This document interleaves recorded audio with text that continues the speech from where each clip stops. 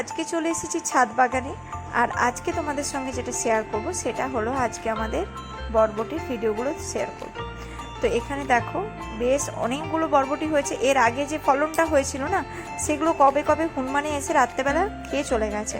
আমরা বুঝতেও পারিনি। আমরা হঠাৎ করে দেখছি কি হলো, বরবটিগুলো কোথায় গেল, দেখছি না নেই, মানে হনুমান এসেছিলো, আমরা ধরে নিয়েছিলাম। তো তারপরে এগুলো মোটামুটি এখন হনুমানের হাত থেকে বেঁচে গেছে। যে কটা আছে সেগুলোই এখন একটু বড় হয়েছে, সেগুলোই আজকে কাটছি আর সেগুলোই তোমাদের দেখাচ্ছি। দেখো আমার একটা মাত্র গ্রো ব্যাগের মধ্যেই কিন্তু এই টোটাল বরবটিগুলো হয়েছে। তো এই আমরা প্রথম হারভেস্টিং করলাম, কারণ প্রথম যেগুলো হয়েছিল সেগুলো তো হনুমানের পেটে চলে গেছে।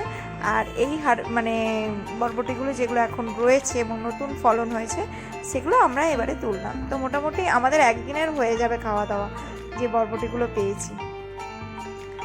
তো চলো, এই এখন বরবটি গাছগুলোতেও একটু সাপোর্ট দিতে হবে, এখনও দিতে পারিনি। আর প্রচণ্ড তো রোদ, এই রোদে যে কী করে গাছগুলোকে বাঁচাবো সেটাই একটা বিশাল বড় চিন্তা।